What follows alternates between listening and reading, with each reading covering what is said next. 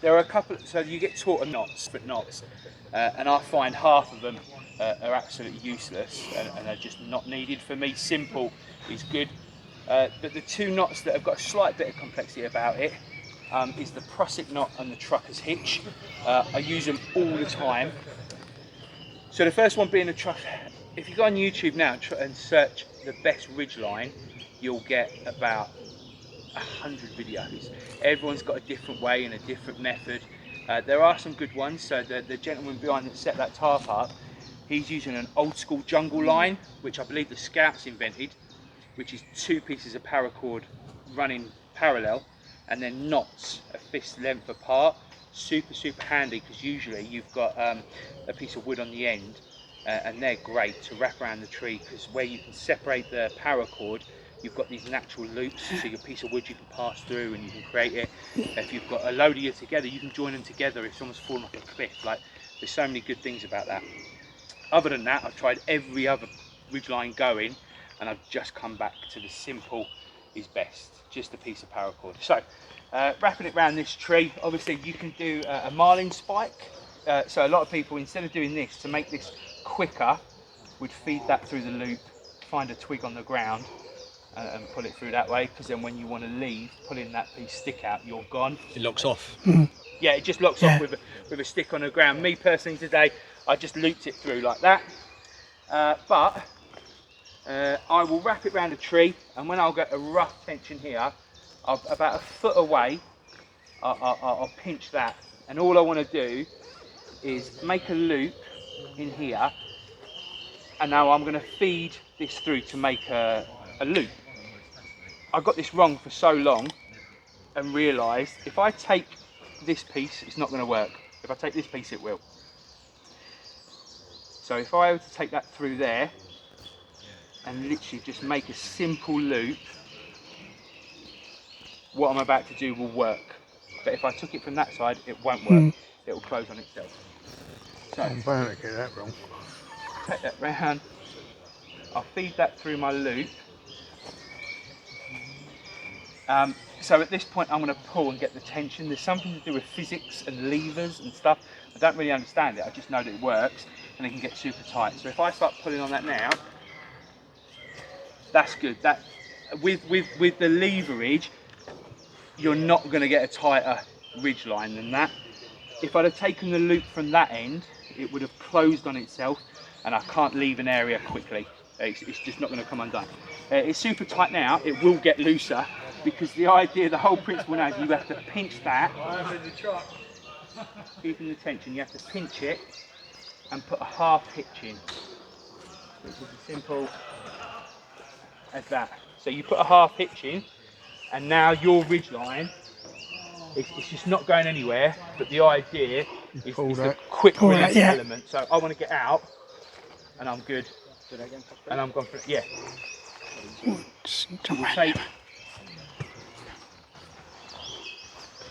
It's called a trucker's hitch because truckers all over the world use this to tie loads down, flatbed lorries.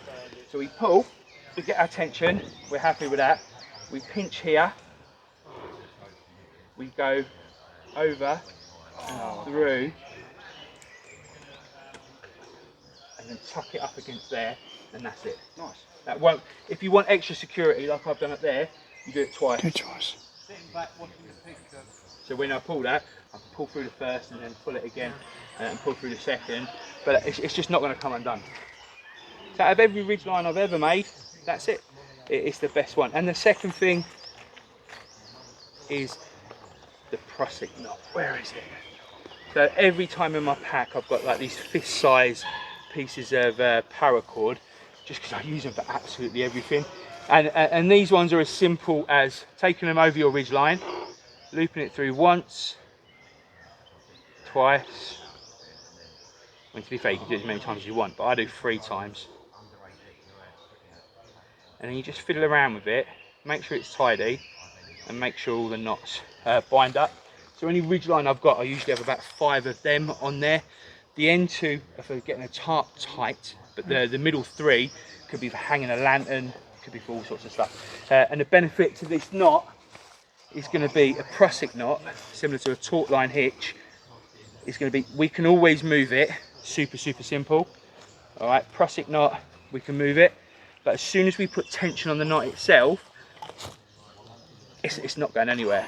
Climbers are going to use that to do whatever. So when you've got your carabiner, like up there, your carabiner clipped to a tarp, I can move it nice and simple like that to stretch out my tarp, but my tarp's not going to be able to pull that back. Once that's bit, that's bit. So that's it. So simple ridgeline, and then I'll show you my little hammock setup, which you've already seen. Same principle, trucker's hitch with 2 half hitches to keep that nice and tight.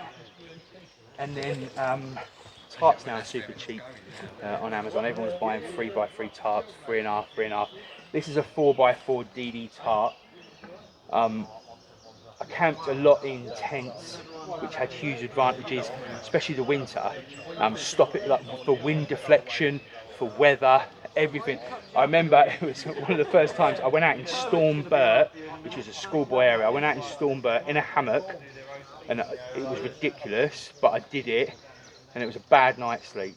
It was all night wind, and I just wanted this more of an enclosed shelter around a hammock. So this is now how I set it up. So you set your ridgeline up, and you throw whatever size tarp you're using. I'd say a minimum of 3.5 by 3.5, and they're about 40 quid on Amazon. Instead of doing your usual tarp setup, where you will take your corners and peg them out, you join them with these carabiners. So I'll join those two, I'll join those loops, and I'll join those loops with these carabiners. And then, so instead of pegging out the end, I'll come one loop in, and on that loop, I will find my pre-put in peg, which is somewhere, which is there. Yeah, so I'll pop that one in there. This is just to save a bit of time. I'll pop in, I don't know if I'll find the next one. It's got to be around. Yeah, you got it. Okay, so we pop in our predefined pegs, and the last thing is and you'll realise why we do this in a minute when we look at the inside. Oh, nice one, cheers.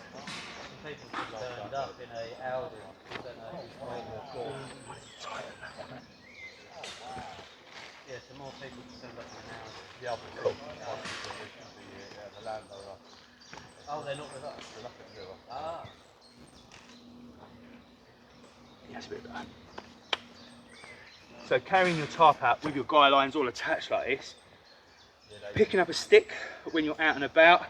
It's already pulled it out a little bit, but we can create a lot more space inside just pulling that out. So now, these trees are a bit far apart, to be honest. You could get away with it, but if you had a tree about here, setting that up, you're going to run your hammock straps off the tree and then straight into this shelter that you've built. And if you guys want to come round, you can see like the space inside. Fucking hell. Yeah, it's insane. Like, there's such a lot of space in there. Yeah. Mess around with it, bring it in slightly closer. You can get your tarp to the ground. And what I like to do during the daytime, when I'm not in the hammock during the daytime, I'll just take one of my carabiners off. Almost roll it up like a tent, really. And just pop that over. I'll just use my carabiners to bind it up. And then, in terms of space inside, it's ridiculous. There's so much. You can have your hammock in here, put a little table and chairs, but you're stopping wind from all sort of different directions getting in here. So, yeah, pretty cool setup. Gents, that is it. That is my ridgeline and hammock setup. Pretty cool. I'm going to need to open on my hammock.